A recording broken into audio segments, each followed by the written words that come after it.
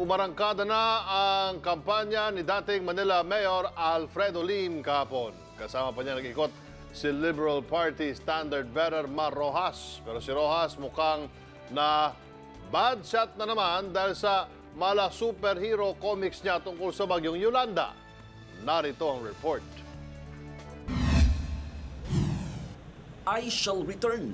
Yan ngayon ang sigaw ni dating Manila Mayor Alfredo Lim. Sa edad na 86, pinakita ng dating alkalde na kaya pa rin niya mag-ikot sa matataong lugar sa Maynila. Kasama pa niya ng kampanya kahapon ang pambato ng Liberal Party na si Mar Rojas.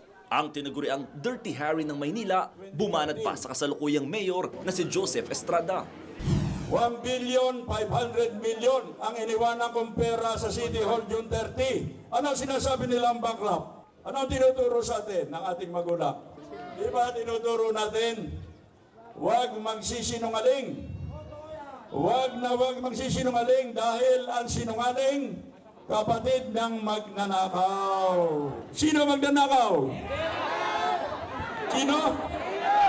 Ay. Naungkat din ang issue umano ng vote buying sa lungsod noong 2013 eleksyon.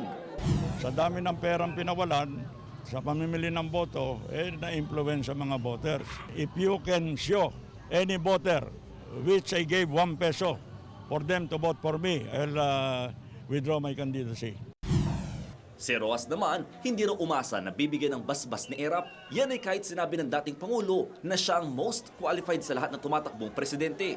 Pero siya na rin nagsabi no, na siguro kunin nyo na lang sa archives ninyo yung mga sinabi niya tungkol sa akin. Hindi ko gusto magtaas ng sariling bangko. No? Pero tulad nung sinabi ko, ay natural na pipiliin niya yung mga kandidato ng katunggali ko. So, ganun lang yun, simple lang yan.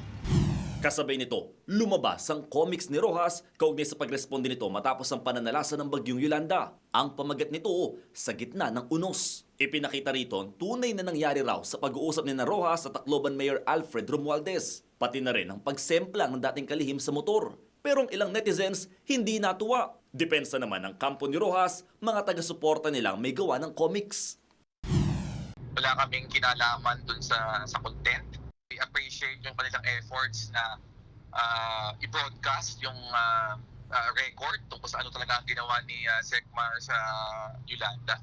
Tingin ko understandable naman na ang kanilang intention dyan is to correct some misapprehensions, mga black propaganda na matagal na umiikot tungkol sa role talaga ni Secmar sa Yolanda.